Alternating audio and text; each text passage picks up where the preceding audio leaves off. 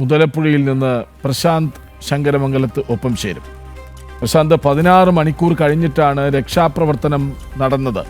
രണ്ടുപേരെ വള്ളം മറിഞ്ഞു കാണാതായിട്ടും കൃത്യമായ നടപടിയെടുക്കാൻ കഴിഞ്ഞിട്ടില്ല. ഇപ്പോൾ 16-16.5 മണിക്കൂർ കഴിഞ്ഞപ്പോൾ കോസ്റ്റ് ഗാർഡിൻ്റെ കപ്പൽ വരുന്നു, തെരച്ചിൽ തുടങ്ങുന്നു. ഇപ്പോൾ തെരച്ചിൽ എങ്ങനെ പുരോഗമിക്കുന്നു? അവിടെ ആളുകൾ രാവിലെ ശരിക്കും പറഞ്ഞാൽ വലിയ പ്രതിഷേധത്തിലായിരുന്നുവല്ലോ, അവരെന്താണ് പറയുന്നത്?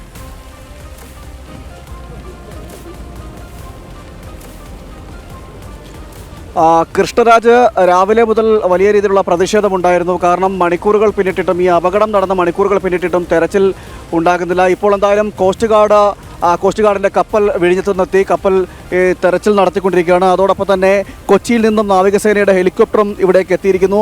അങ്ങനെ കോസ്റ്റ് ഗാർഡിൻ്റെ കപ്പലും നാവികസേനയുടെ ഹെലികോപ്റ്ററും ഇപ്പോൾ തെരച്ചിൽ ഈ പ്രദേശത്ത് നടത്തിക്കൊണ്ടിരിക്കുകയാണ്. ഏകദേശം 15 മണിക്കൂർ ശേഷമാണ് ഇത്തരത്തിൽ തെരച്ചിൽ ആരംഭിക്കാൻ, മുതലപ്പുഴയിൽ തെരച്ചിൽ ആരംഭിക്കാൻ പോലും കഴിഞ്ഞത്. ഇതാണ് പ്രതിഷേധത്തിന് ഇടയാക്കിയത്. കാരണം കഴിഞ്ഞ ദിവസം രാത്രിയാണ് 8 മണിയോടുകൂടി 8 മണി 8:30ക്കുള്ളിലാണ് ഈ സംഭവം നടക്കുന്നത്. എന്നാൽ അതിനുശേഷം അതേ തുടർന്ന് കോസ്റ്റൽ പോലീസിലും അതോടൊപ്പം തന്നെ മറ്റ് ബന്ധപ്പെട്ട അധികൃതരോടെല്ലാം ഈ അപകടത്തിൽപ്പെട്ടവരും ഇവിടുത്തെ പ്രദേശവാസികളെല്ലാവരും പരാതി പറഞ്ഞിരുന്നു. എങ്കിൽ പോലും തെരച്ചിൽ നടത്താൻ അവരുടെ ഭാഗത്തുനിന്നും തയ്യാറായില്ല. ഇതോടുകൂടിയാണ് വൻ പ്രതിഷേധമാകുകയും രാവിലെ മുതൽ തന്നെ ഇവിടെ മുതലപ്പുഴയിലെ റോഡ് അടക്കം ഉപരോധിച്ചുകൊണ്ട് ജനങ്ങൾ പ്രതിഷേധിക്കുന്ന ഒരു സാഹചര്യം ഉണ്ടാവുകയും ചെയ്തത്. അതിനുശേഷമാണ് ഇപ്പോൾ കോസ്റ്റ് ഗാർഡ് ഇവിടേക്ക് എത്തുകയും കോസ്റ്റ് ഗാർഡിൻ്റെ ചെറു കപ്പൽ ഇവിടേക്ക് എത്തി കഴിഞ്ഞ 1 മണിക്കൂറായി തെരച്ചിൽ നടത്തിക്കൊണ്ടിരിക്കുകയാണ്. അതിനുശേഷം ഇപ്പോൾ അല്പസമയം മുമ്പാണ് നാവികസേനയുടെ ഹെലികോപ്റ്റർ കൂടി തെരച്ചിലിൻ്റെ ഭാഗമായിട്ട് ഇവിടേക്ക് എത്തിയത്.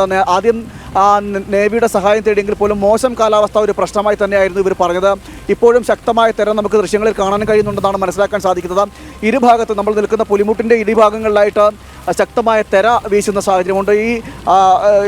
ഈ ബോട്ടുകൾ പോകുന്ന ഹാർബറിൽ നിന്നും ബോട്ടുകൾ പോകാനായി നിർമ്മിച്ചിരിക്കുന്ന ഇടത്തെല്ലാം, അതായത് ഈ അപകടം നടന്ന സ്ഥലത്തെല്ലാം വലിയ രീതിയിൽ ശക്തമായ രീതിയിൽ തിലയടിക്കുന്ന സാഹചര്യമൊക്കെ ഉണ്ട്. ഇത് ആണ് രക്ഷാപ്രവർത്തനത്തിന് തന്നെ തടസ്സമായി നിൽക്കുന്ന ഒരു നിലയിലേക്കൊക്കെ എത്തിയത്. രാവിലെ മുതൽ തന്നെ ഇത്തരത്തിൽ രക്ഷാപ്രവർത്തനം നടത്താനുള്ള നീക്കങ്ങൾ നടത്തിയെങ്കിൽ പോലും മോശം കാലാവസ്ഥയും അതോടൊപ്പം തന്നെ തെരയുമെല്ലാം ഇവിടെ ഈ ലോക്കൽ പോലീസിനടക്കം കോസ്റ്റൽ പോലീസിനടക്കം ഇത്തരത്തിൽ ബുദ്ധിമുട്ടുണ്ടാക്കുന്ന ഒരു സാഹചര്യമൊക്കെ ഉണ്ടായിരുന്നു. അതിന് പിന്നാലെയാണ് ഇപ്പോൾ നേവിയും അതോടൊപ്പം തന്നെ നാവികസേനയുടെ ഹെലികോപ്റ്ററും അതോടൊപ്പം തന്നെ കോസ്റ്റ് ഗാർഡിൻ്റെ കപ്പലടക്കം ഇവിടേക്ക് എത്തിയിരിക്കുന്നത്. എന്തായാലും തെരച്ചിൽ നടത്തിക്കൊണ്ടിരിക്കുകയാണ്. ഇതിലേറ്റവും ആലംഭാവം എന്ന് പറയുന്നത് ഈ ആദ്യം പരാതിപ്പെട്ട സമയത്തൊന്നും ഇവർക്ക് രക്ഷാപ്രവർത്തനം നടത്താൻ സാധിച്ചില്ല. അതായത് കൃത്യമായ രീതിയിൽ രക്ഷാബോട്ടുകൾ, ഇവിടെ റെസ്ക്യൂ ബോട്ടുകളൊന്നും മുതലപ്പുഴയിലില്ലായിരുന്നു. അതോടൊപ്പം തന്നെ മറ്റ് സ്ഥലങ്ങളിൽ നിന്ന് വേണമായിരുന്നു റെസ്ക്യൂ ബോട്ടുകൾ കൊണ്ടുവരേണ്ടത്. ഒന്ന് വിഴിഞ്ഞത്ത് നിന്നും അതോടൊപ്പം തന്നെ മറ്റൊന്ന് കരുനാഗപ്പള്ളിയിൽ നിന്നുമായിരുന്നു റെസ്ക്യൂ ബോട്ടുകൾ എത്തിക്കേണ്ടത്. എന്നാൽ അതിന് സാധിക്കാത്തൊരു സാഹചര്യമുണ്ടായി. കാരണം വിഴിഞ്ഞത്തായാലും ശരി, വിഴിഞ്ഞത്തും അതോടൊപ്പം തന്നെ കരുനാഗപ്പള്ളിയിലും എല്ലാം സമാനമായ രീതിയിൽ ബോട്ടപകടങ്ങൾ ഉണ്ടാകുകയും അവിടെ രക്ഷാപ്രവർത്തനം നടത്തേണ്ട സാഹചര്യമൊക്കെ ഉണ്ടാകുകയും ചെയ്തു എന്നാണ് പറയുന്നത്. അതുകൊണ്ട് തന്നെ അവിടെ നിന്നും ബോട്ടുകൾ ഇവിടേക്ക് റെസ്ക്യൂ ബോട്ടുകൾ എത്തിക്കാൻ സാധിച്ചില്ല.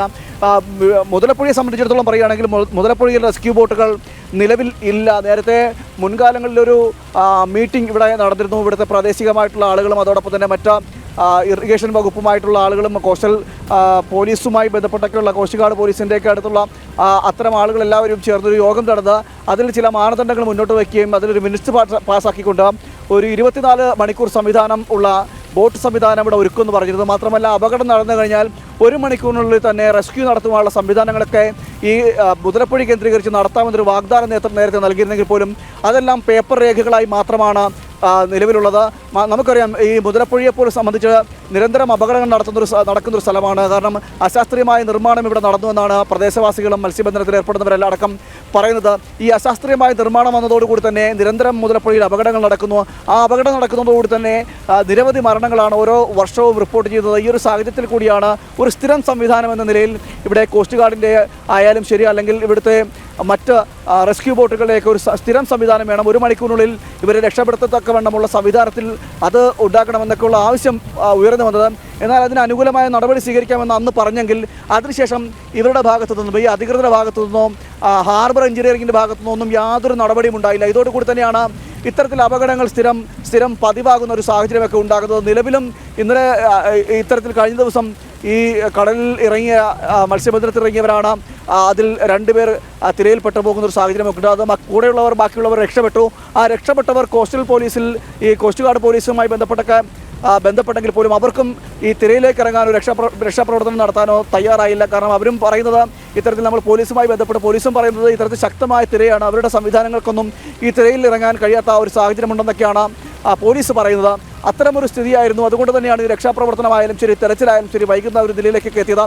മണിക്കൂറുകൾ പിന്നിടുന്നു. 15 മണിക്കൂറുകൾക്ക് ശേഷമാണ് ഇത്തരത്തിൽ കോസ്റ്റ് ഗാർഡിന്റെ ഒരു കപ്പലെങ്കിലും ഇവിടേക്ക് അയക്കാൻ തയ്യാറായത്. അതോടൊപ്പം തന്നെ 16 മണിക്കൂർ കഴിഞ്ഞിട്ടാണ് രണ്ടുപേരെ കടലിൽ കാണാതായിട്ടും മുതലപ്പുഴയിൽ ഇപ്പോൾ രക്ഷാപ്രവർത്തനത്തിന് കപ്പൽ കോസ്റ്റ് ഗാർഡിൻ്റെ ഇത് എത്തിയത്. അവിടെ രക്ഷാപ്രവർത്തനം പുരോഗമിക്കുന്നുണ്ട്. രാവിലെ വലിയ പ്രതിഷേധമായിരുന്നു. ഏതായാലും സർക്കാർ ഇങ്ങനെയാണോ ഇത്തരം സന്ദർഭങ്ങളെ നേരിടേണ്ടത് എന്ന ചോദ്യം പ്രസക്തമാകുന്നു.